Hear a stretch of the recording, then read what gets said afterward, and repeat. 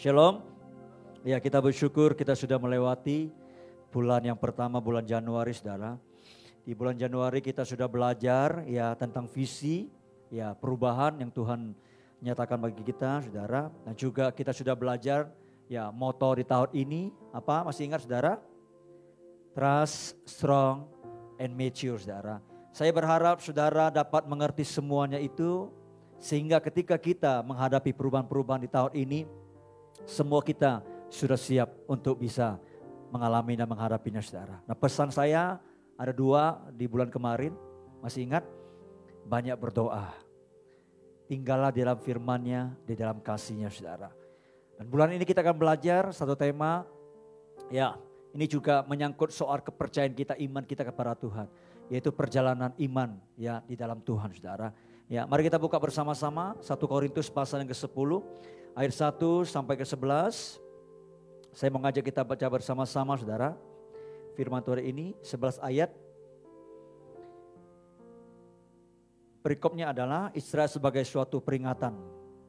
2, 3. Aku mau supaya kamu mengetahui, saudara-saudara, bahwa nenek moyang kita semua berada di bawah perlindungan awan dan bahwa mereka semua telah melintasi laut. Untuk menjadi pengikut Musa, mereka semua telah dibaptis dalam awan dan dalam laut. Mereka semua makan makanan rohani yang sama. Dan mereka semua minum rohani yang sama. Sebab mereka minum dari batu karang rohani yang mengikuti mereka. Dan batu karang itu ialah Kristus. Perhatikan baik-baik. Tetapi sungguh pun demikian, Allah tidak berkenan kepada bagian yang terbesar dari mereka. Karena mereka ditewaskan di padang gurun. Semuanya ini telah terjadi sebagai contoh bagi kita untuk memperingatkan kita supaya jangan kita menginginkan hal-hal yang jahat seperti yang telah mereka perbuat, dan supaya jangan kita menjadi penyembah berhala sama seperti beberapa orang dari mereka. Seperti ada tertulis, maka duduklah bangsa itu untuk makan dan minum, kemudian bangunlah mereka dan bersukaria. Janganlah kita melakukan percabulan seperti yang dilakukan oleh beberapa orang dari mereka, sehingga pada satu hari telah tewas 23.000 orang. Dan janganlah kita mencobai Tuhan seperti yang dilakukan oleh beberapa orang dari mereka, sehingga mereka mati dipagut ular. Dan janganlah bersungut-sungut seperti yang dilakukan oleh beberapa orang dari mereka, sehingga mereka dibinasakan oleh malaikat maut. Ayat sebelah kita baca dengan suara yang kuat. Di dalam nama Yesus. 1, 2, 3. Semuanya ini telah menimpa mereka sebagai contoh dan dituliskan untuk menjadi peringatan bagi kita yang hidup pada waktu di mana zaman akhir telah tiba. Katakan amin. Nah, dari perikop yang kita baca ini, nanti saudara pulang baca semuanya, saudara. Ya, ini dicatat, ditulis oleh Paulus, saudara. Dan kita bisa mendapatkan, saudara, kisah-kisah dari perjanjian-perjanjian lama, saudara. Ya, yakni terutama kisah perjalanan orang Israel, saudara. Dan kisah ini, ya, kisah perjalanan orang Israel itu disimpulkan oleh Paulus dengan singkat, dengan padat dan dengan tegas, lalu dituliskan di dalam perjanjian baru, saudara, di kitab 1 Korintus, saudara. Nah, pertanyaannya, untuk apa Roh Kudus mengilhamkan Paulus menuliskan ya kisah-kisah ini, saudara? Jawabannya ada di ayat ke-6 dan ayat ke-11, saudara. 2 kali diulangi ayat ini, saudara, yakni dikatakan semuanya ini telah terjadi sebagai contoh bagi kita untuk memperingatkan kita. Ayat 11 coba dibuka.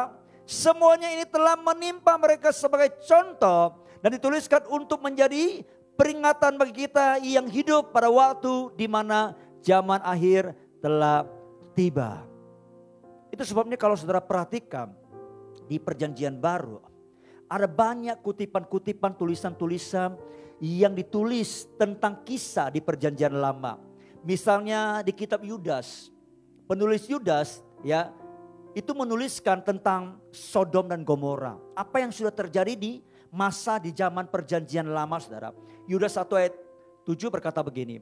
Sama seperti Sodom dan Gomora dan kota-kota sekitarnya yang dengan cara yang sama melakukan percabulan dan mengejar kepuasan-kepuasan yang tak wajar, telah menanggung siksaan api kekal sebagai peringatan kepada apa? Semua orang. Jadi ini ditulis sebagai peringatan. Diulangi lagi, dikutip lagi di perjanjian baru. Ditulis sebagai peringatan saudara. Bahkan kalau saudara baca di kitab Injil khususnya di Matius saudara. Yesus ketika dia melayani, dia berkhotbah, dia mengajar saudara. Ya, dia pernah menyampaikan kelak bagaimana kedatangan nanti anak manusia. Yaitu kedatangannya yang kedua kali saudara. Ya, ia memberikan peringatan tentang kisah zaman Nuh. Di mana orang itu kerjanya itu makan, minum, kawin, mawin. Persis dengan zaman kita sekarang. Makan, minum, kawin, mawin. Betul ya? Iya. Ya. Kalau kita lihat di zaman Nuh, orang-orang itu tidak mengerti bagaimana cara air bah itu datang melanda bumi. Tiap hari Nuh itu memberitakan. Apa yang Nuh sampaikan? Apa yang Nuh beritakan? Nuh memberitakan Injil, kebenaran Allah. Tapi nggak ada yang menanggapi, nggak ada yang peduli. Sampai akhirnya ketika Batra itu selesai dibuat, lalu kemudian Nuh itu bersama keluarganya masuk ke Batra itu, Tuhan tutup pintu Batra itu saudara. Ketika seluruh keluarga sudah masuk, Tuhan tutup pintunya. Kemudian terjadi, datanglah hujan yang sangat lebat. Lalu kemudian menenggelamkan seluruh bumi saudara. Nah semua kisah-kisah seperti itu ditulis atau dikutip kembali saudara adalah untuk menjadi contoh dan peringatan buat kita yang hidup di akhir zaman. Maka Yesus memberikan peringatan juga tentang Sodom dan Gomora tadi kalau di kitab Yudas saudara.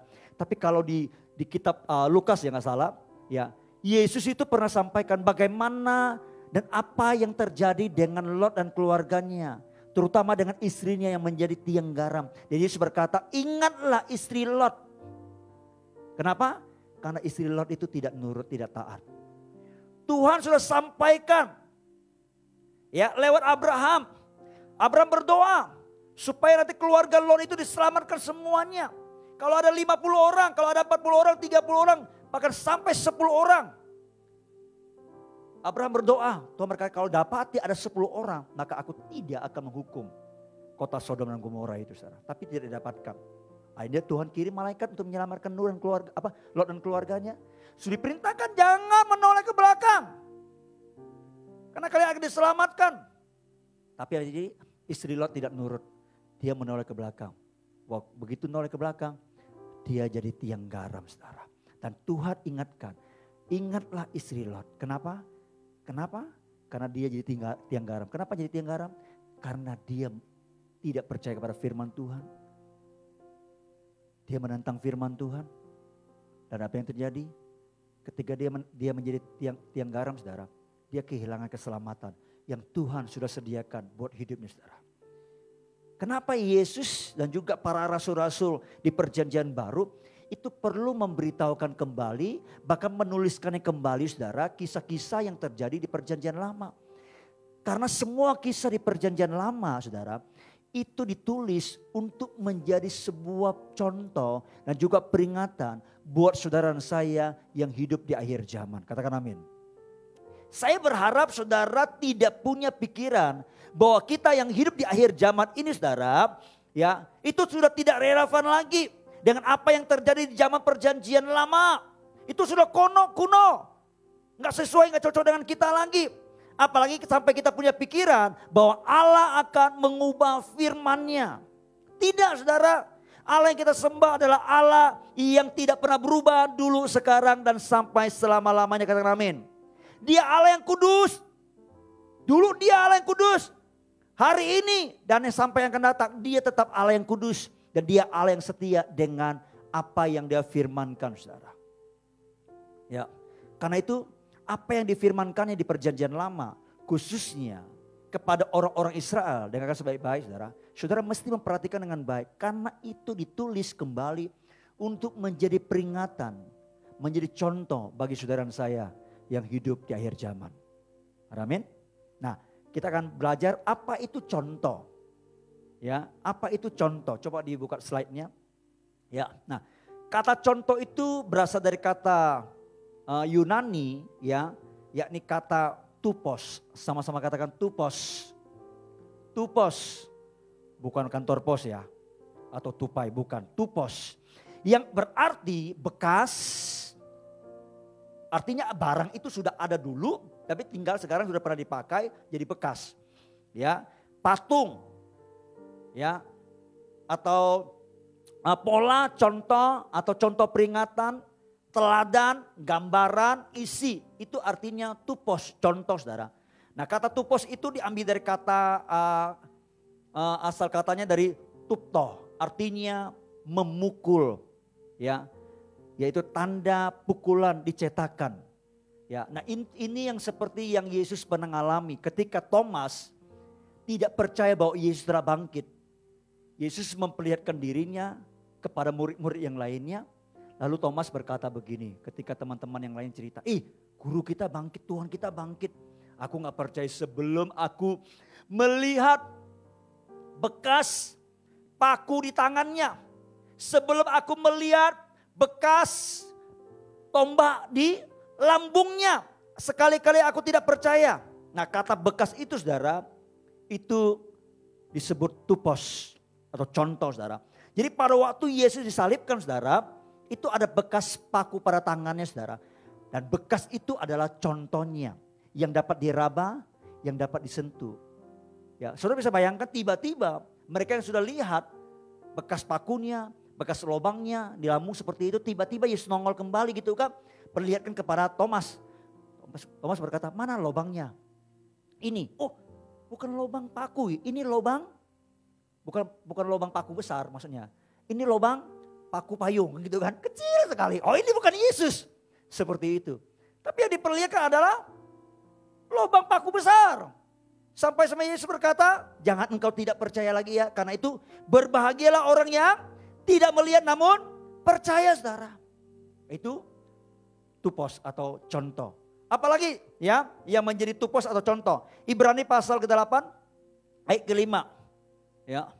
Dikatakan begini, pelayanan mereka adalah gambaran dari dan bayangan dari apa yang ada di surga, sama seperti yang diberitahukan kepada Musa ketika ia hendak mendirikan kemah. Ingatlah demikian firman-Nya bahwa engkau membuat semuanya itu menurut tupos. Contoh yang telah ditunjukkan kepadamu di atas gunung itu. Ya, nah Ibrani 8 ayat 5 ini saudara, itu menceritakan tentang pelayanan Musa. Ya, terutama ada di kitab Keluaran pasal yang ke-25, 26. Di mana Musa itu disuruh Tuhan membangun tabernakel atau bait suci. Ya, kalau saudara baca itu harusnya sudah baca ya. Kita sudah lewati kitab Keluaran, mestinya sudah masuk Keluaran 30 lebih ya. Seperti itu saudara. Itu dijelaskan dengan terperinci di situ saudara. Saya percaya kalau saudara membacanya, saudara pasti sebagian besar akan mengalami kesulitan, mungkin tidak terlalu mengerti. Ditanya, kamu dapat apa waktu baca ini? Gak ada pak, ngantuk. Kenapa ngantuk? Ya, karena isinya itu hanya ukuran sehasta, 2 hasta. Hasta itu ukuran saudara, zaman dulu. Sekarang pakai meter, sentimeter seperti itu. Belum lagi diceritakan tentang segala jenis bahan material dan jumlah yang diperlukan untuk membangun bait suci itu. Nah kalau saudara bukan seorang arsitek atau tukang bangunan saudara, saudara akan bosan membacanya saudara. Kenapa? Karena nggak tertarik. Tapi kalau saudara adalah seorang yang menyukai bangunan, apalagi seorang kontraktor, seorang arsitek, ya, seorang ahli interior saudara, saudara ketika membacanya saudara akan berkata, wow, ternyata Tuhan kita itu Allah kita bangunannya begitu didesain sangat detail sekali. Saya memang bukan seorang teknik, tapi begitu saya baca itu, wih, luar biasa Tuhan kita, keren, detail sekali, saudara, detail. Tapi kalau saudara bukan seorang arsitek, apalagi saudara nggak suka bangunan, apalagi bagi ibu-ibu, itu kan soal bangunan ya itu bapak-bapak lah, mungkin seperti itu kan. Yang saya suka itu adalah mungkin ramuan ini, resepnya ini, yang gitu kan, suka seperti itu. Apalagi zaman musim Imlek ini, bikin kuenya berapa gram menteganya, gulanya berapa, ditimbang seperti itu, saudara. Ya, saudara nggak tertarik sama sekali. Kenapa? Karena saudara nggak ada passion di situ. Tapi kalau saudara mengerti apa yang ditulis di Alkitab, itu sangat penting untuk kita perhatikan, saudara. Sama seperti ketika saudara mungkin dibawa seseorang ke lokasi pembangunan sebuah rumah atau bangunan yang sangat megah, saudara. Ya, saudara akan dijelaskan, ya, ini berapa meter kedalaman pondasinya, ada cakar ayam di dalamnya, ya. Besi betonnya itu dibuat dari yang 12 mili punya seperti itu. Berapa ukuran tiangnya, tingginya berapa meter seperti itu. Batangan balok tebalnya seperti apa, saudara, itu jelaskan. Atau mungkin saudara dijelaskan atapnya itu kalau miringnya itu berapa derajat, ya. Lalu jarak antara atap dengan plafon itu berapa meter. Di dalamnya nanti isinya apa saja. Ada ruangan kamar, ada dapur, ada WC, ada kamar utama seperti itu, saudara. Dan waktu saudara mendengar uraian-uraian seperti itu, saya percaya sebagian besar akan merasa jenuh dan bosan. Tapi kalau saudara seorang kontraktor, apa yang saudara mesti lakukan? Saudara pasti akan memperhatikan dengan sungguh-sungguh. Terutama ukuran, bahan material berapa jumlahnya, lebar betonnya berapa panjang, berapa tinggi seperti itu, berapa derajat kemiringan atapnya supaya sesuaikan dengan curah hujan di daerah itu, ya. Dan sebagai kontraktor, Anda mesti memperhatikan dengan detail. Kalau tidak, maka bangunan yang saudara akan bangun itu tidak akan kuat, mungkin akan mudah roboh seperti itu. Apalagi saudara bukan pemiliknya. Saudara hanya sekedar ingin melihat, begitu selesai bangun. Wow, keren sekali bangunannya. 3 hari yang lalu saya lihat di Facebook, ada seorang anak Tuhan. Ya, dia developer di Pontianak, dia bangun rumah yang sangat elit. Ya, di dalamnya keramik semuanya bagus-bagus. Ya, pokoknya kalau orang beli rumahnya tinggal bawa koper baju, sudah tinggal aja seperti itu. Semua sudah lengkap, tempat tidurnya, dapurnya, semua sudah lengkap. Saya iseng tanya dia, saya komen di Facebook dia promo. Boleh tanya harganya berapa per unit? Saya imbok katanya, oke saya bilang. Begitu diimbok, mata saya agak besar sedikit. Kenapa? Karena harganya itu di luar kemampuan saya. 4,5 M. Dia berkata, masih bisa nego untuk Bapak katanya. Ya, wah kalau kita mulai bangun ini, wow. Tapi kalau kita bukan pemiliknya, bukan kontraktornya, saudara, kita nggak tahu detail pembangunan seperti apa, saudara. Misalnya, saya katakan tadi pagi, ruangan ini, saudara perhatikan nggak ruangan ini? Kenapa sih di tengah-tengah itu ada kayak tiang, lalu kemudian ada baloknya besar sekali. Untuk apa sih? Isinya itu, saudara, adalah besi WF. Besi yang dipakai untuk bangun jembatan. Kenapa harus pakai besi gitu, Pak? Ya, waktu kita renov di atas, bongkar atap semuanya, saudara. Kita bangun kamar-kamar, untuk ruangan sekolah minggu juga kita bangun seperti itu.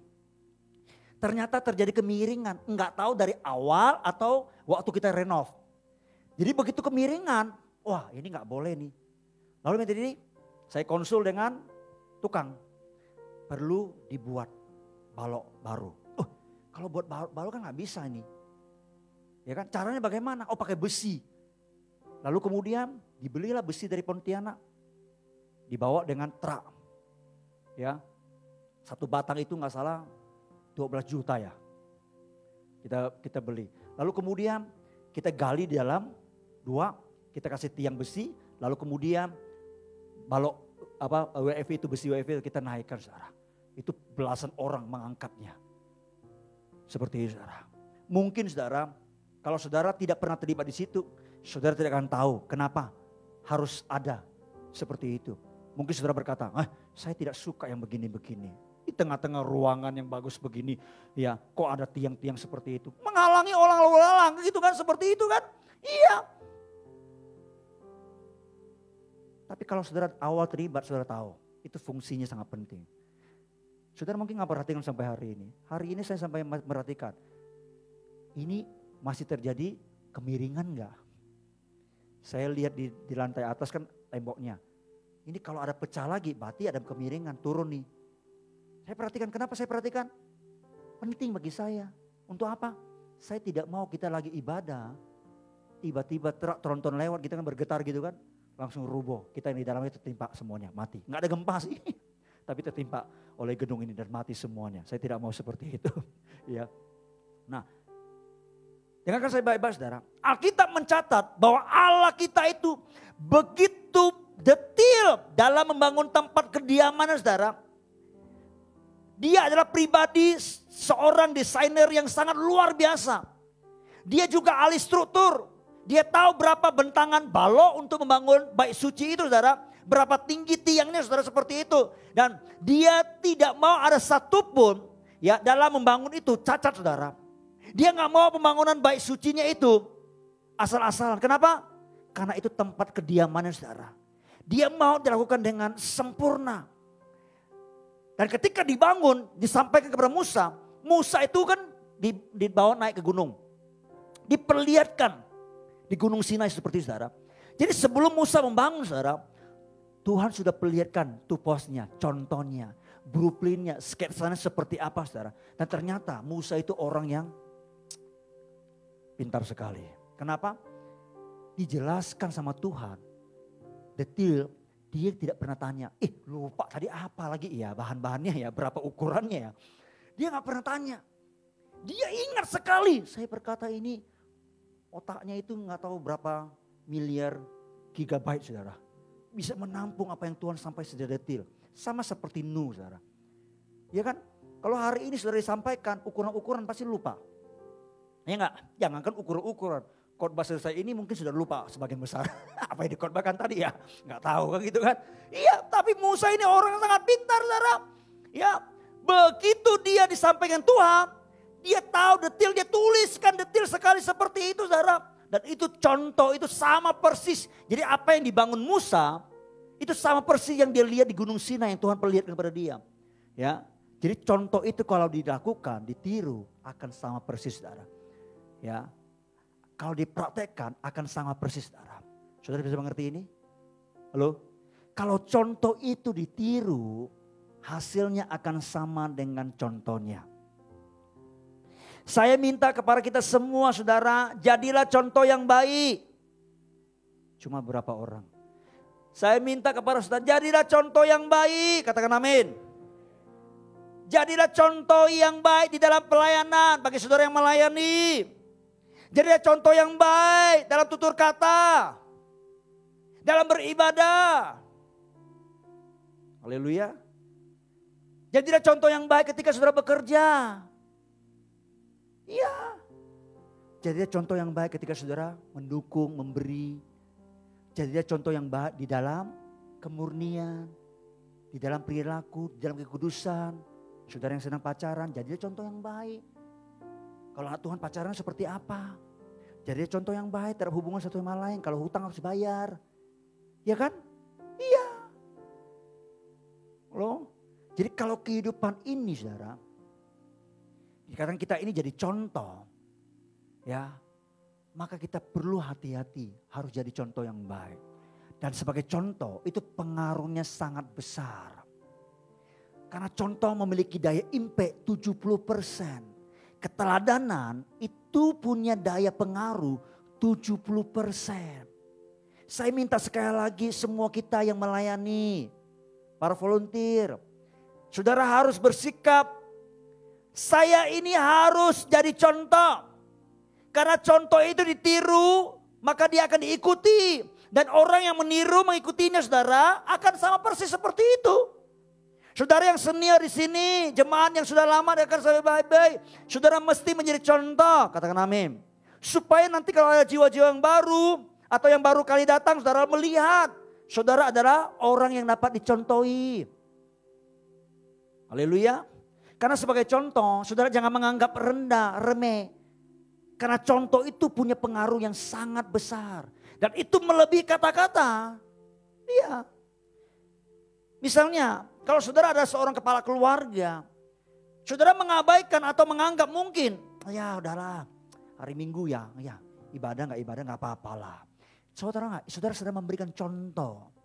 Orang lain nanti akan melihat, terutama keluarga saudara melihat itu. Oh iya ya, ternyata ibadah itu boleh tidak. Ya kan? Tanpa sadar, saudara sedang menjadi contoh. Tapi saudara memberikan contoh, memberikan pengaruh yang salah. Ya kan? Nanti anak saudara, istri saudara atau keluarga saudara, oh iya orang Kristen boleh, tidak boleh ibadah, boleh, gak apa-apa. Gitu kan.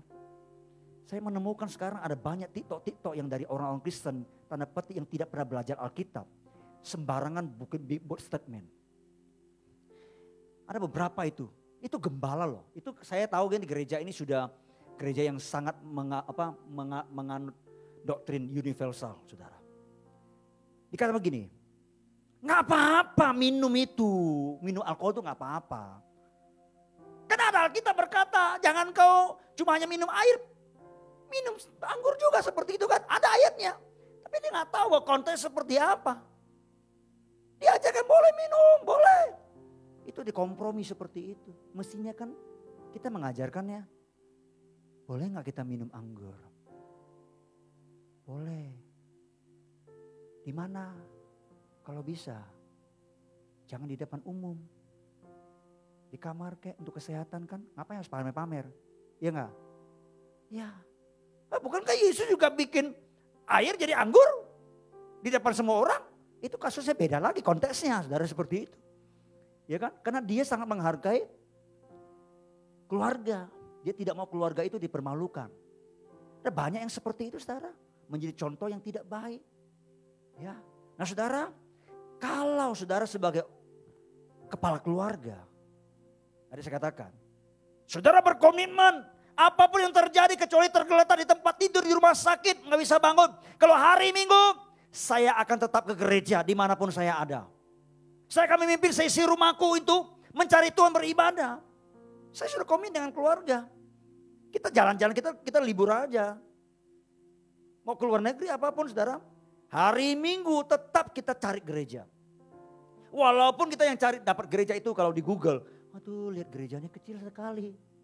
Di luar harapan kita kan, kita ingin lihat gereja yang gak besar gitu kan, supaya kita bisa belajar pengalaman-pengalamannya, kita bisa mencontohi apa yang bisa kita terapkan di gereja lokal kita di sini. Tapi ketemu sama gereja yang kecil. 2 tahun yang lalu, tahun 2019, sama istri sama anak-anak, ibadahnya jam 9 mulai. Kita naik Grab ya, sampai di sana jam 9 kurang, ya kan? Kita masuk, disambut dengan beberapa wanita. Ya, jemaat sekitar hanya waktu itu hadir hanya belasan orang. Dan ibadahnya terlambat, 9:30 baru mulai. Anak-anak sudah pada ngomel. Ya, saya bilang diam, ikuti aja. Ya, nggak apa-apa, hargai. Karena saya memberikan teladan kepada anak-anak bahwa kita harus mengutamakan Tuhan. Kalau saudara sebagai kepala keluarga, apalagi sebagai suami pemimpin di tengah-tengah keluarga, saudara punya komitmen untuk mencari Tuhan. Sudah waktunya sembahyang, saya akan cari Tuhan. Kalau bangun pagi, saya akan memulai dengan berdoa, bersaat teduh, membaca firman Tuhan. Itu saudara jadi contoh yang baik. Dan kalau orang lain, apalagi keluarga saudara, anak istri saudara melihat, ih papaku keren, hidupnya saleh, selalu mengutamakan Tuhan. Dia hidup takut akan Tuhan. Saya mau katakan, saya percaya saudara bukan hanya menjadi contoh, tapi saudara sedang mewariskan sebuah warisan rohani yang begitu luar biasa. Yang melebihi harta kekayaan apapun di dunia ini, saudara. Amin. Karena anak saudara melihat, ih papa itu bangun pagi cari Tuhan. Karena itu bapak-bapak, para pemimpin keluarga di sini saya sampaikan, ayo jangan cuma hanya jago cari duit. Harus jago di situ. Jangan cuma hanya itu. Jangan cuma hanya jago bisnis. Tapi saudara harus jadi contoh orang yang jago cari Tuhan. Amin. Sehingga bukan hanya saudara yang akan diberkati oleh Tuhan, tapi anak istri saudara juga akan diberkati oleh Tuhan. Karena saudara menjadi contoh yang baik, menjadi teladan bagi mereka. Katakan amin. Katakan bersama-sama, saya mau jadi contoh. Saya mau jadi teladan. Haleluya, amin. Oke, slide berikutnya. Ya, berikutnya bukan. Perjalanan orang Israel. Nah, sekarang kita lihat Alkitab mencatat bahwa perjalanan orang Israel dari Mesir ke Kanaan itu merupakan contoh bagi saudara dan saya. Setiap kali mereka ya melalui setiap peristiwa, setiap kejadian itu juga menjadi contoh.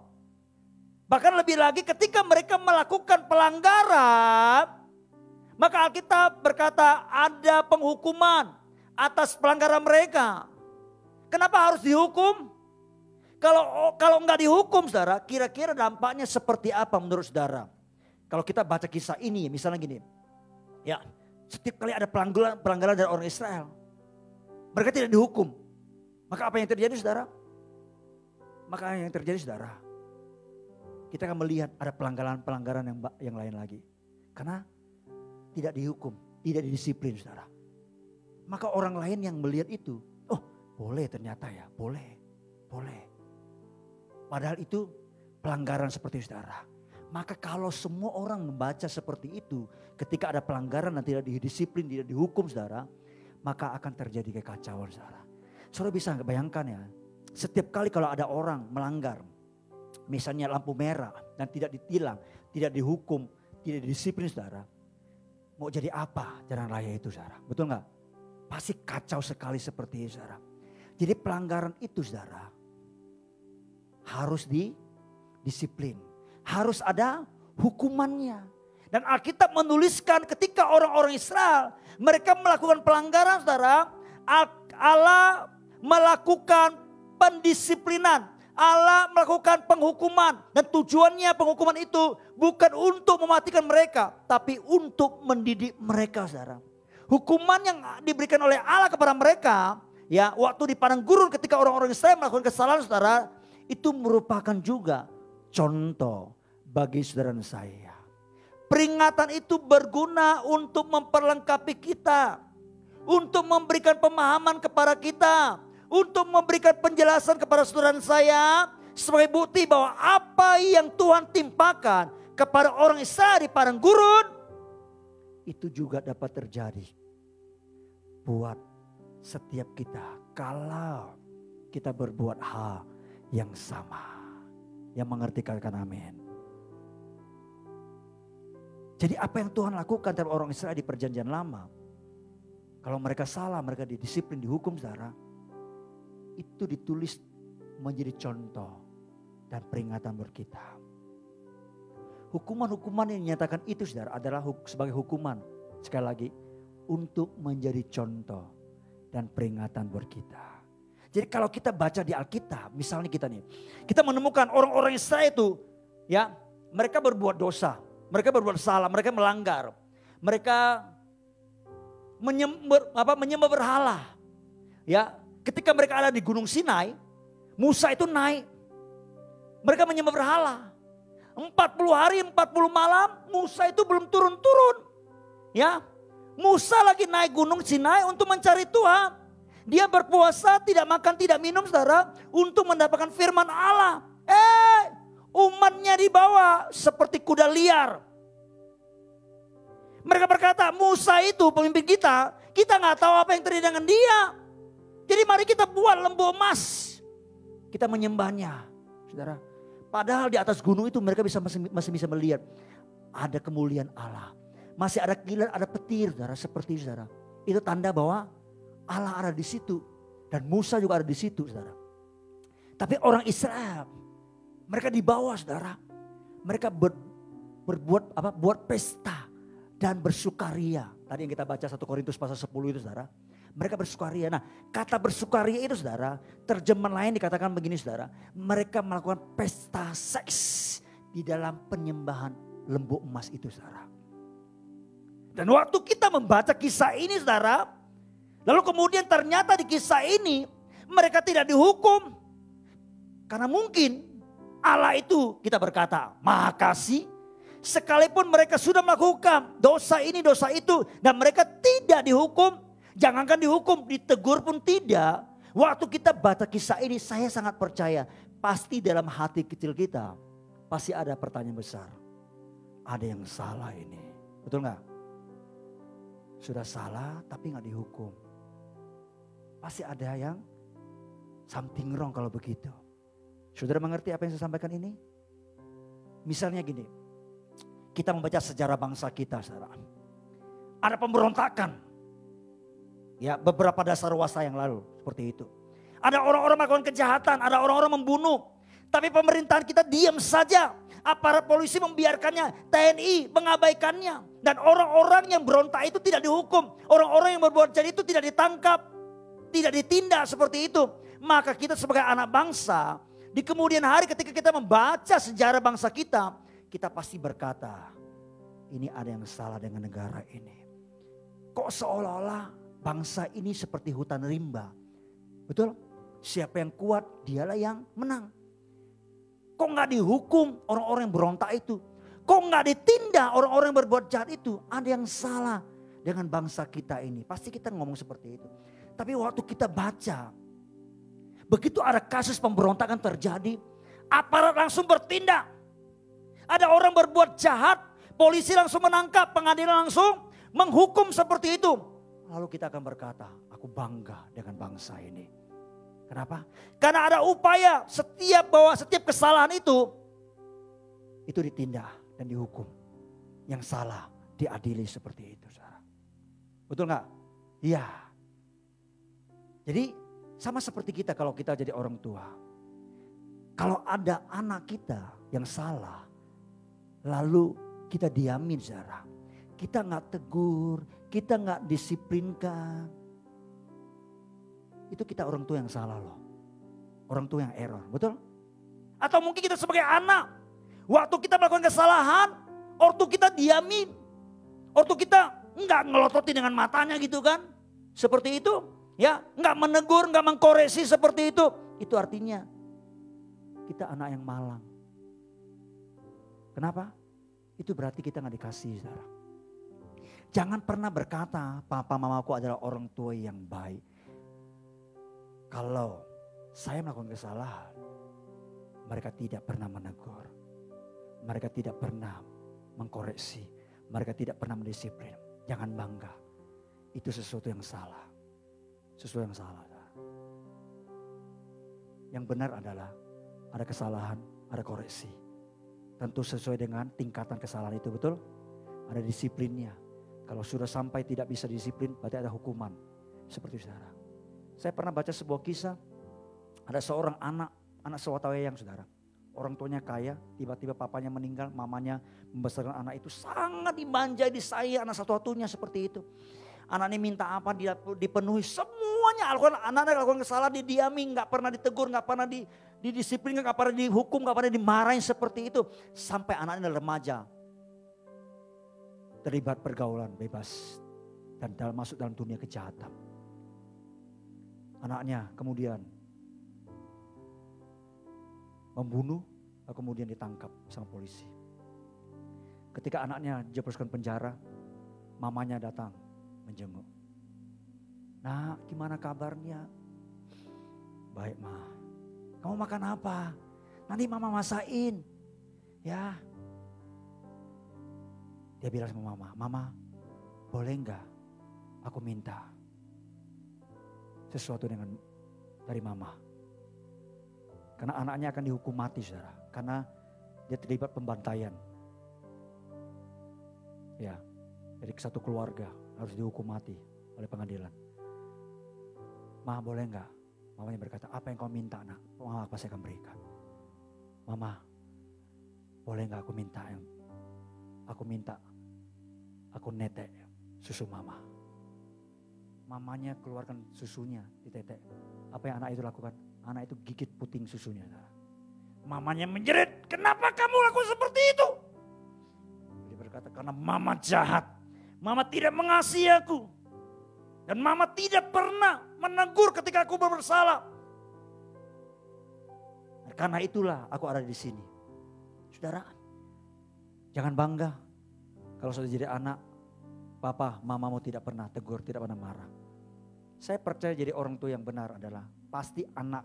Kita semua pernah jadi anak kan? Kita pasti pernah lakukan kesalahan, pernah nggak? Jujur ya, betul ya? Iya, mau anak pendeta kah, anak bos kah, anak tukang beca kah? Pasti semua kita pernah lakukan kesalahan. Dan setiap kesalahan harus ada koreksinya seperti itu, saudara. Ya, sama seperti ketika kita baca kisah orang-orang Israel. Ketika mereka melakukan kesalahan, mereka pelanggaran, saudara, mereka dihukum. Kalau kita baca seperti itu, kita akan berkata, Ini memang seharusnya begitu. Dan ini Allah yang benar. Ini Tuhan yang benar. Ya enggak? Ketika ada kesalahan, maka ada koreksi. Ketika ada kesalahan, maka ada teguran. Ketika ada kesalahan, maka ada disiplin. Ketika ada kesalahan, maka ada hukuman. Saudara setuju enggak? Setuju enggak? Iya. Kalau ada kesalahan lalu enggak didisiplin, enggak ada hukumannya. Dan waktu kita membaca di Alkitab kisah seperti ini, kita akan berpikir, Allah seperti apa ini? Salah kok dibiarin? Salah kok didiamin? Salah kok gak dihukum? Ya tambah beranilah orang berbuat salah, melanggar. Tapi kita bersyukur saudara. Alkitab yang kita punya itu menuliskan banyak sekali hal-hal yang dilakukan Allah untuk menegur, mengkoreksi, mendisiplin, bahkan sampai menghukum. Ketika anak-anaknya melakukan kesalahan salah. Itu yang dituliskan kitab Ibrani. Kalau kamu tidak pernah dihajar sama orang tuamu, kamu anak gampangan. Ya. Jadi kalau kita baca di Alkitab, ya, kita melihat apa yang terjadi kepada orang Israel. Itu dituliskan sebagai contoh dan peringatan kepada kita. 1 Korintus pasal 10 tadi kita baca itu. Ya, itu dikatakan mereka sudah dibawa keluar, dibebaskan dari Mesir. Lama perbudakan, kita sudah dibebaskan dari perbudakan dunia dosa. Kan gitu kan? Lalu kemudian dikatakan mereka melintasi laut sebagai baptisan. Kita sudah dibaptis. Kalau saudara mau dibaptis, saya dorong saudara segera beri dibaptis saudara.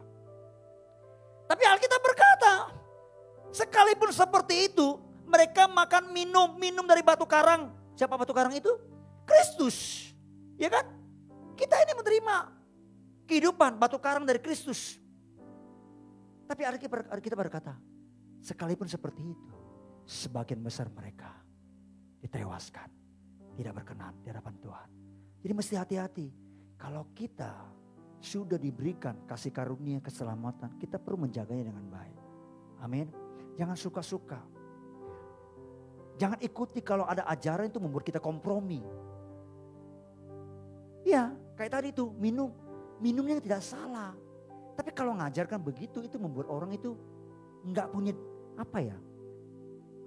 prinsip. Mulai kompromi jadinya.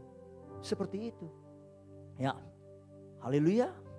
Jadi kalau Alkitab berkata apa yang terjadi kepada orang Israel itu dituliskan sebagai contoh dan peringatan kepada kita. Itu artinya Allah yang kita sembah bukanlah Allah yang membiarkan kesalahan dan kejahatan. Tapi Allah yang menerapkan hukuman supaya ada keteraturan saudara. Amin. Amin. Mengerti ya?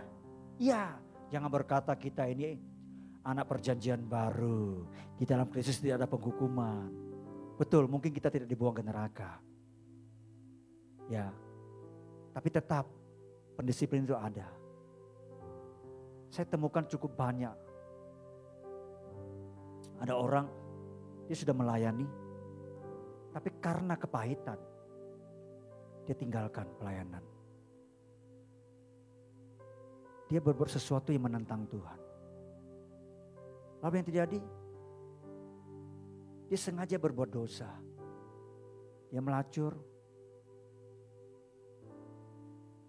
Dia main-main dunia gelap. Dan yang terjadi? Tuhan mungkin tidak turunkan pedangnya pakai halilintar, gitu kan, mati gitu kan, atau sakit gitu kan. Tiba-tiba disambar petir, enggak. Lewat apa yang dilakukan itu menghasilkan akibat. Muncullah virus, ada HIV. Lama-lama jadi 4 angka AIDS. Nah, seperti itu saudara. Itu sebagai bentuk pendisiplinan. Kalau dia tidak bertobat sampai akhir hidupnya, itu mungkin tidak sampai di surga, dibuang ke api neraka. Jadi perlu perhatikan baik-baik saudara. Haleluya. Slide berikutnya. Dan contoh, tadi orang Israel melakukan kesalahan, dihukum, didisiplin. Itu contoh. Ya. Tapi contoh ini, peringatan ini tidak hanya berlaku bagi mereka yang melakukan kesalahan lalu dihukum. Tapi juga bagi yang melakukan atau hidup benar Sama seperti Yosua dan Kaleb saudara, bersama dengan keluarganya. Mereka ada contoh yang baik. Bahkan ketika saudara membaca kitab Keluaran pasal yang ke-20. Ayat ke-5, ke-6 berkata begini, dituliskan. Bagi bapak-bapak atau orang tua yang menyembah berhala, maka keturunannya yang ketiga, keempat akan menerima akibatnya.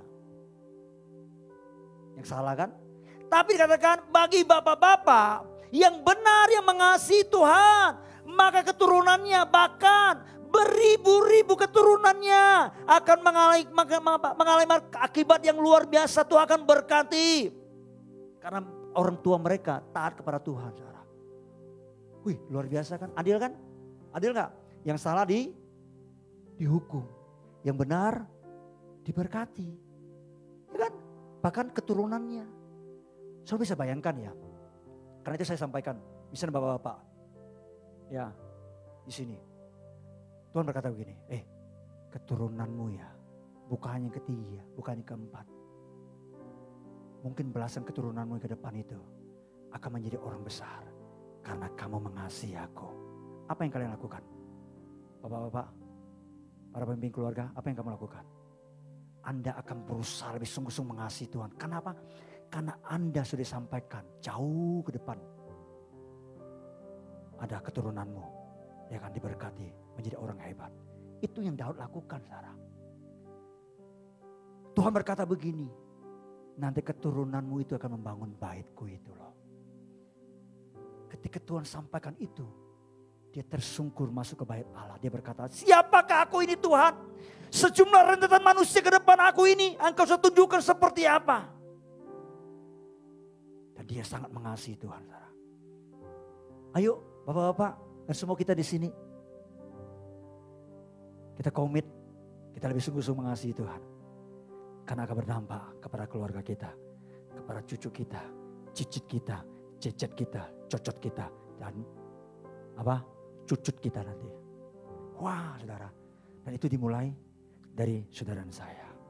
Yang salah, ada konsekuensinya, mengakibatkan kepada keturunannya. Ya kan? Yang benar, ada konsekuensinya, keturunan juga akan diberkati oleh Tuhan. Bahwa pada waktu orang-orang Israel berjalan di padang gurun, saudara,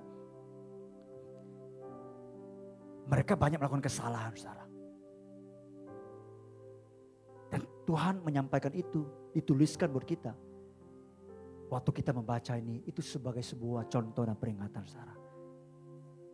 Tapi waktu kita membaca tadi saya katakan kisah Yosua dan Kaleb, saudara, itu juga menjadi contoh dan peringatan bagi kita.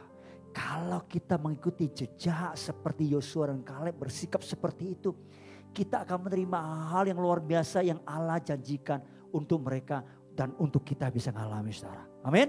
Jadi seimbang, saudara. Bukan hanya yang salah yang jadi contoh, jadi peringatan, saudara, tapi yang benar, yang hidup berkenan kepada Tuhan juga menjadi contoh bagi saudara dan saya. Amin. Jadi semua yang dituliskan itu, saudara, tentang orang Israel, Alkitab berkata sebagai contoh dan peringatan buat kita. Saudara dan saya bisa memilih mana yang harus dicontohi, mana yang harus dihindari, mana yang jangan dilakukan. Kan gitu kan? Iya. Ya. Ada keberhasilan yang perlu kita tiru. Kehidupan mereka yang berhasil di Alkitab. Ada juga kegagalan-kegagalan yang terjadi yang perlu kita belajar supaya kita tidak mengalami kegagalan yang sama seperti mereka. Iya. Tapi jujur saudara, saya mau tanya. Berapa sih jumlah orang Israel yang keluar dari Mesir yang dibawa masuk ke tanah Kanaan? Waktu keluar dari Mesir itu berapa jumlahnya? Ada yang tahu? Hah? Itu sekitar 2 juta lebih, saudara. 2 juta lebih. Tapi yang berhasil masuk itu berapa? Hah? Cuma 2 orang. 2 juta. Cuma 2 orang. Berapa persen itu? 0,0 sekian persen. Ya enggak? Cuma 2 orang Yosua dan Kaleb yang masuk. Musa pun tidak masuk, saudara. Nanti saya akan jelaskan, saudara. Pertanyaannya, mengapa sebagian besar orang-orang Israel itu tidak bisa masuk? mencapai tanah Kanaan, negeri yang penuh limpah susu dan madu. Bukankah Tuhan ada bersama dengan mereka semua dalam perjalanan mereka, saudara? Bukankah Tuhan berfirman kepada mereka semua? Bukankah ada pemimpin yang Tuhan tunjuk untuk mengarahkan, menuntun langkah hidup mereka? Tapi kenapa sebagian besar, Alkitab mencatat, angkatan orang Israel yang keluar dari Mesir, semuanya gagal dan gugur di padang gurun. Kecuali Yosua dan Kaleb. Ini yang perlu kita telusuri, saudara. Kita pelajari. Dan pertanyaan yang sama juga bisa ditujukan kepada kita yang hidup zaman sekarang ini. Kenapa ya ada orang yang berhasil, tapi juga ada orang yang gagal. Kenapa? Kenapa ya ada orang bisa mencapai tempat kehidupan yang tertinggi dalam hidupnya, tapi ada orang dia tidak bisa naik dari tempat hidupnya yang sekarang ini. Kenapa ada orang dengan Tuhan mereka bisa melampaui batas-batas, tapi ada orang batas satu pun ya dia tidak bisa lewati, saudara. Apakah pertanyaan, apakah Tuhan pilih kasih? Tuhan pilih kasih enggak? Halo, tidak. Semua yang keluar dari Mesir memiliki janji yang sama dari Tuhan. Betul? Semua yang keluar dari Mesir menjalani tempat dan perjalanan yang sama. Mengalami pengalaman yang sama. Mengalami kehadiran Tuhan yang sama. Mereka semua menerima firman yang sama, janji yang sama. Tapi hasilnya kenapa berbeda? Saya melihat kehidupan orang Kristen juga seperti itu, saudara. Ada orang dia bisa naik sampai ke puncak hidupnya. Tapi ada orang tidak bisa naik sampai ke puncak hidupnya. Hanya berputar-putar di bawah. Kenapa? Kira-kira apa penyebabnya, saudara? Tapi dari kisah orang-orang Israel ini dan perjalanan kehidupan mereka, kita bisa belajar. Apa yang menjadi penyebab kegagalan mereka, saudara? Sampai mereka tidak bisa masuk ke negeri yang Tuhan sudah janjikan kepada mereka. Saya menemukan, saudara, ternyata sebagian besar dari mereka tidak bisa mencapai negeri perjanjian itu, saudara. Bukan musuh yang dari luar. Bukan masalah yang dari luar. Bukan musuh, ada musuh yang memerangi mereka. Setiap musuh yang datang melawan mereka atau setiap musuh yang mereka perangi itu habis semuanya, saudara. Karena Tuhan berperang gantikan mereka. Nggak pernah kalah tuh mereka kecuali ketika mereka melanggar. Kayak waktu zaman kisah Akan. Waktu Yeriko dirobohkan ketika melawan Ai. Waktu Yeriko dirobohkan, Ai itu nggak taat. Tuhan berkata jangan mengambil barang yang dikhususkan ya. Dia lihat itu. Dia ambil, disimpan, digali lubang di tendanya, ditimbun. Besoknya mereka pergi melawan Ai. Lalu mereka berkata, jangan kirim banyak tentara, gak usah. Ai itu kecil, Yeriko aja rubuh kok. Dikirimlah saudara sedikit. Apa yang terjadi? Mereka lagi tunggang langgang. Banyak yang dibantai oleh tentara musuh. Tiba-tiba Yosua sampai marah. Kenapa ini terjadi? Tuhan, kenapa ini terjadi? Tuhan berkata karena orang Israel melakukan pelanggaran. Melakukan apa yang kuperintahkan tidak boleh dilakukan, mereka melakukannya. Diceklah, dikumpulkan suku demi suku, kaum. Lalu kemudian keluarga didapatilah Akan. Ketika Akan itu didapati, Tuhan hukum mati dan keluarganya semua mati, saudara. Karena dia mengakibatkan kematian orang-orang Israel ini, saudara. Dan besok mereka melawan Ai, saudara. Ai dibantai habis oleh orang-orang Israel, saudara. Mereka tidak pernah kalah oleh musuh yang di luar. Tapi kenapa mereka tidak bisa masuk ke tanah negeri yang Tuhan janjikan? Masalah terbesar bukan dari luar. Masalah terbesar adalah dari dalam mereka. Sikap hati mereka, respon mereka, saudara. Ternyata sikap hati itu sangat penting untuk saudara dan saya perhatikan dalam menjalani tahun ini. Dari seluruh perjalanan iman kita di tahun ini, yang akan saya baik-baik. Unsur penting itu ada di hati kita. Amin. Tolong pegang hati saudara dulu. Pegang hati saudara. Katakan sama-sama, saya mau jaga hatiku dengan segala kewaspadaan. Kalau saudara jaga itu, akan muncul kehidupan. Amin. Orang Israel tidak menjaga hati mereka. sikap hati mereka selalu salah, saudara. Dan Musa, dia menyimpulkan sikap hati orang Israel seperti apa, saudara. Ya, coba buka Ulangan pasal ke-9 ayat 24. Dikatakan begini, bahkan kamu menentang Tuhan sejak aku mengenal kamu.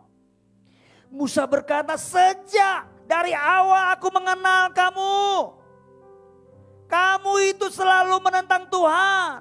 Dan menentang Tuhan itu berbicara sikap hati. Melawan itu sikap hati. Enggak mau taat itu sikap hati. Memberontak itu sikap hati. Dan rupanya perjalanan iman, saudara, sikap hati kita sangat menentukan. Saya katakan tadi, saudara, kenapa ada orang dia bisa berhasil, kenapa yang lainnya gagal? Mengapa ada orang bisa mencapai puncak hidupnya, saudara? Mengapa yang lainnya jangankan mencapai puncak hidupnya? Batasan satu aja gak bisa dilewati, saudara. Ternyata unsur yang paling penting adalah sikap hati. Sama-sama katakan sikap hati. Nah, kalau sudah dibilang sikap hati itu personal. Personal. Itu adalah keputusan seseorang. Dan itu adalah respon pribadi seseorang, saudara. Kalau dia berespon bagus, itu akan bawa dia naik. Tapi kalau dia berespon salah, tidak bagus, dia tidak akan pernah beranjak dari tempatnya. Dari posisi di situ, saudara. Jadi tahun ini bagaimana saudara dan saya bisa menjalani tahun perubahan ini sangat ditentukan oleh respon dan sikap hati kita, saudara.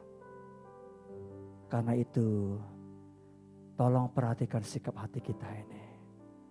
Amin. Semua rute, semua perjalanan di tahun ini Tuhan sudah tetapkan buat kita masing-masing, saudara.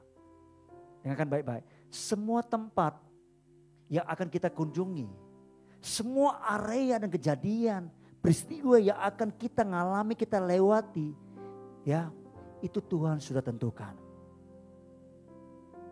Kenapa? Karena Tuhan Maha tahu. Tapi untuk bisa kita melewatinya dengan penuh kemenangan, sangat ditentukan dan membutuhkan sikap hati yang benar. Musa mengenal Israel sejak di Mesir. Dia lihat, dia perhatikan, saudara, bangsa ini sejak di Mesir. Lalu kemudian keluar dari Mesir. Sekalipun mereka sudah ditolong oleh Tuhan, dibebaskan oleh Tuhan dan tidak lagi diperbudak, tidak lagi dianiaya, saudara. Mereka tidak lagi menderita, saudara. Tapi sikap hati mereka selalu tidak benar. Mereka selalu menentang Tuhan. Dan Musa simpulkan itu dengan satu kalimat tadi itu, saudara. Sejak aku mengenal kamu, kamu menentang Tuhan. Kenapa mereka itu punya sikap hati yang tidak benar itu, saudara? Kenapa? Di sini kalau kita tidak menjaganya, itu sangat terpengaruh dengan yang ini. Cuma sejengkal. Cara berpikir dan respon mereka, saudara, mempengaruhi ini. Tapi ini sangat dipengaruhi oleh keadaan sekeliling. Betul ya? Ya kan? Pada saat keadaan mereka sulit, mereka melihat, mereka berpikir, langsung itu mereka menggerutu, mereka berontak kepada Tuhan dan tidak mau percaya kepada Tuhan. Buka Ulangan pasal yang ke-1 ayat 27. Sebelumnya, saudara, ketika mereka dibawa keluar dari Mesir, ya kan, mereka kan sudah melihat 10 tulah mujizat Tuhan. Betul gak? Sudah lihat itu. Tapi begitu keluar, lihat ada laut, langsung marah-marah. Musa, enggak ada kuburan kan di Mesir? Sampai engkau harus bawa kami mati di sini, dikuburkan. Pikirannya selalu mindsetnya gak pernah diubah, saudara. Ayat 7, saudara. Kamu menggerutu dalam kemahmu serta berkata, karena Tuhan membenci kita, maka ia membawa kita keluar dari tanah Mesir untuk menyerahkan kita ke dalam tangan Amori supaya dimusnahkan. Siapa yang mengajari mereka berpikir seperti itu? Aneh kan? Kok bisa-bisa mereka punya pikiran seperti itu? Kok mereka bisa berpikir bahwa Tuhan itu benci mereka? Sehingga mereka akan dimusnahkan di tangan orang Amori. Bukankah mereka sendiri yang berdoa berseru-seru kepada Tuhan? Kalau sudah baca di Kejadian di Keluaran pasal ketiga. Waktu Allah menawarkan diri kepada Musa di Semak Duri. Aku telah mendengarkan jeritan umatku itu Israel. Mereka begitu menderita. Aku mengutus kamu untuk membebaskan mereka. Nah Allah mendengar cerita mereka. Lalu kemudian Allah membebaskan mereka. Menjawab doa mereka saudara seperti itu.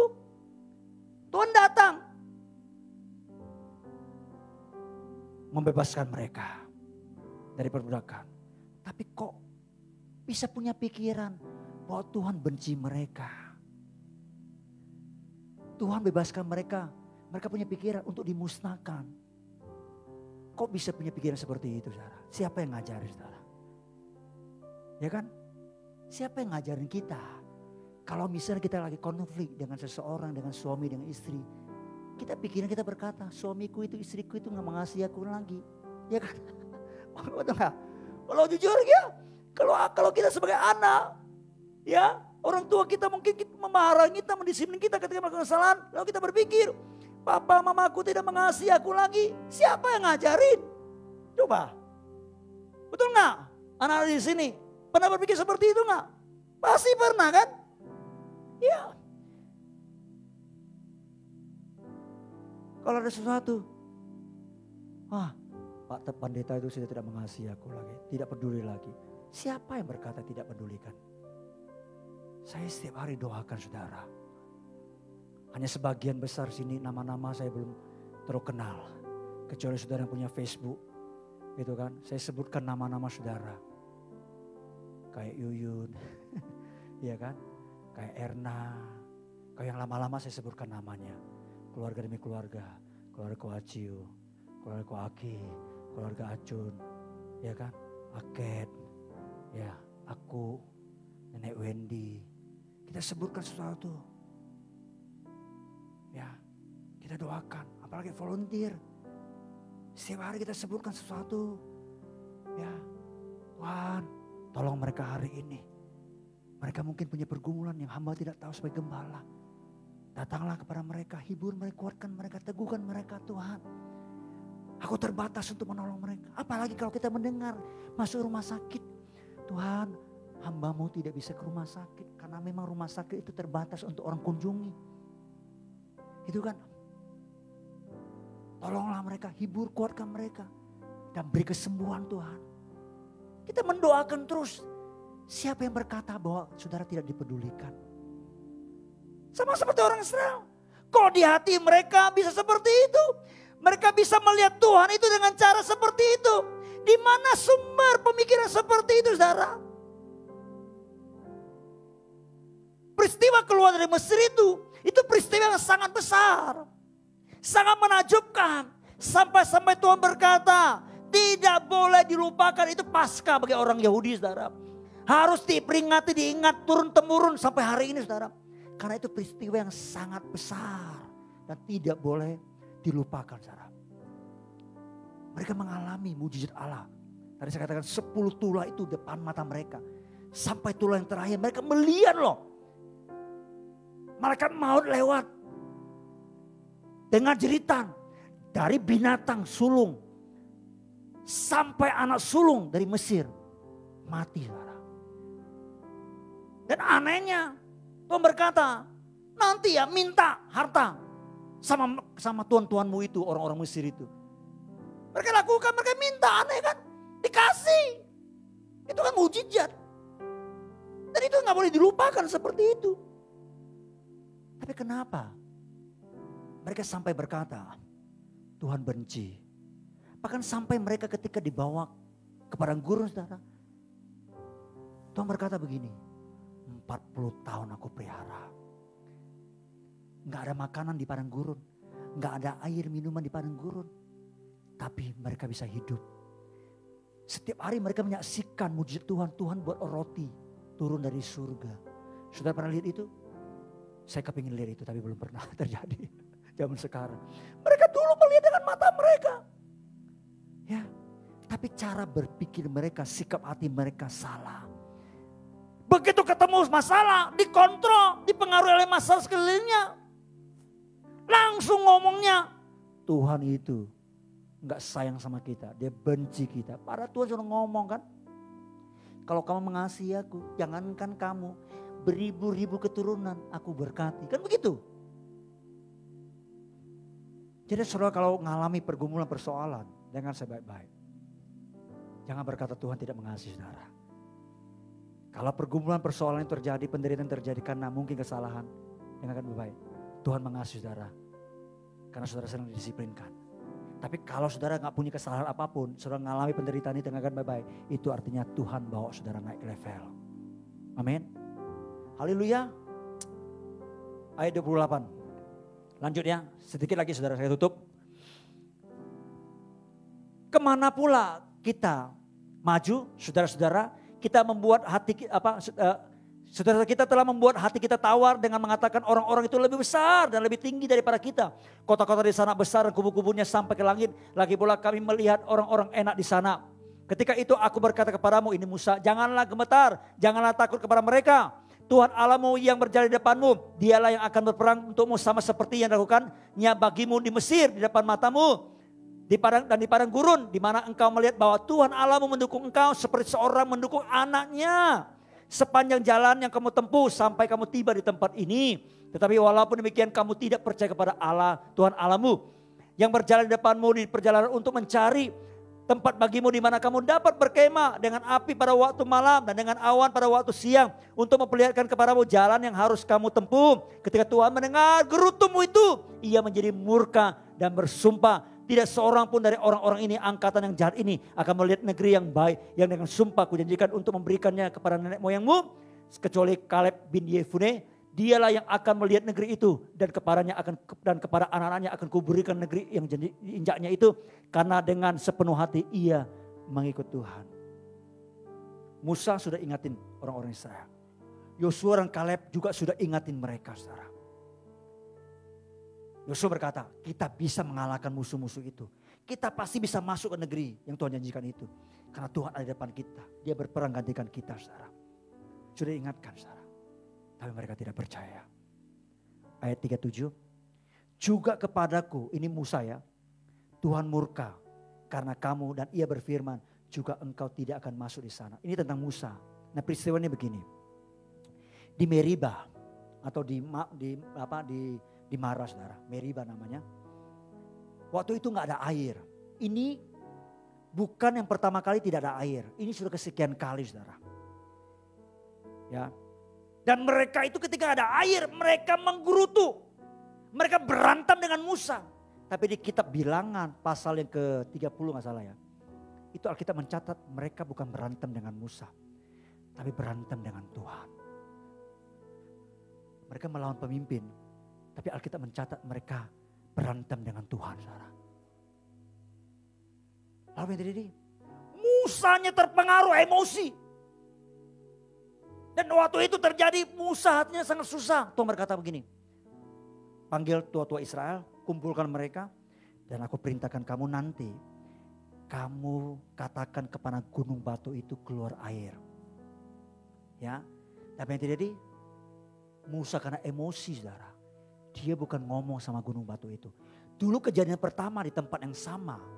Juga sama seperti itu peristiwanya. Orang-orang Israel itu gerutu. Dan Tuhan suruh kamu pakai tongkatmu ya pukul gunung batu itu. Nanti akan keluar air. Betul dia pukul keluar air, saudara. Seperti itu. Dia sangat menghormati Tuhan. Nah kali yang kedua Musa terpengaruh emosi. Dengan orang-orang Israel. Tuhan suruh ngomong. Tapi dia pakai tongkat pukul. Betul dia pukul keluar air. Keluar pada akhirnya. Tapi Tuhan berkata begini, engkau tidak menghormati kekudusanku. Dan dia berurusan dengan Tuhan. Dan Musa tidak diizinkan masuk. Artinya Musa dihukum. Kalau orang Israel salah, dihukum. Musa salah dihukum. Kalau jemaat salah jemaat salah dihukum. Pemimpinnya salah dihukum juga. Fair. Itu kan seperti itu. Betul gak? Tapi kalau pemimpin salah, dengarkan saya baik-baik. Saya ajarkan saudara. Tetap respect. Jangan melawan, menentang. Karena berurusan dengan Tuhan. Berurusan dengan Tuhan. Saya sudah mengajarkan berkali-kali kepada saudara bagaimana tentang seorang pemimpin itu, saudara. Ayat yang terakhir, buka Mazmur 106. Sungguh-sungguh yang terakhir, saudara.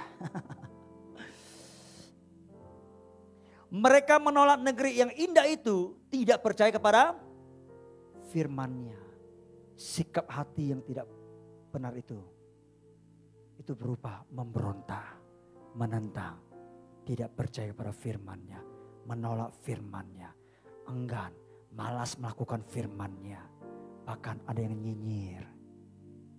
Nyinyir, tahu nyinyir? Menganggap enteng, merendahkan firman-Nya. Saudara kalau pulang nanti baca Amsal pasal pertama, di perikop yang kedua atau ketiga saya lupa. Ada firman berkata, hikmat itu berseru-seru di lorong-lorong di jalan-jalan. Dia memperingati orang, dia menasihati orang. Tapi orang-orang yang diperingati itu tidak peduli, cuek, mengabaikan itu, saudara. Dan Alkitab menuliskan di kitab Amsal itu, saudara, di pasal yang pertama itu. Ketika orang-orang yang nasihati tidak peduli, saudara. Ketika mereka mengalami penderitaan, ketika mereka mengalami kecelakaan, Amsal mencatat, hikmat itu mentertawakan mereka. Saya baca itu, ngeri juga ya. Karena Tuhan bisa bersikap seperti itu. Tuhan juga bisa bersikap seperti itu, saudara. Ya, tahun ini saya minta saudara dan saya harus terus menggali hati kita ini masing-masing untuk firman Allah. Amin. Jangan sampai waktu Tuhan berfirman, sikap hati kita menentang, sikap hati kita menolak, sikap hati kita tidak percaya, saudara. Jadi dari pelajaran perjalanan orang Israel ini, saudara, kita bisa tahu bahwa hati ini sangat menentukan, ya saudara. Kalau saudara tidak memperhatikan hati saudara tahun ini, saya takut saudara tidak bisa berjalan dengan Tuhan. Dan saudara tidak bisa mencapai tujuan yang Tuhan tetapkan. Saya berharap ketika kita belajar seperti ini, saudara, itu akan menolong kita di tahun ini. Agar iman kita tidak terhalang. Agar tidak ada satupun di antara kita yang gagal, yang gugur di tengah jalan. Amin. Tapi semua kita terus bertumbuh, saudara. Saya mau katakan, saya encourage saudara tahun ini. Raihlah tempat-tempat yang tinggi bersama dengan Tuhan. Sebab tempat-tempat yang tinggi itu Tuhan sudah tetapkan bagi saudara. Disitulah seharusnya saudara ada. Bukan dibawa berputar-putar terus. Kepahitan, kecewa. Jangan seperti itu lagi. Naik ke tempat yang lebih tinggi. Lampaui batas-batasmu, saudara. Kenapa? Karena engkau membangun hidupmu dengan Tuhan. Karena setiap hari engkau memperhatikan kerohanianmu. Engkau menjaga hatimu dengan baik. Sehingga imanmu menjadi kuat. Amin. Saya senang ketika saudara bertumbuh. Saudara diberkati ada tempat-tempat yang tinggi. Kenapa? Karena saudara menjadi contoh. Orang bisa melihat itulah anak Tuhan. Amin.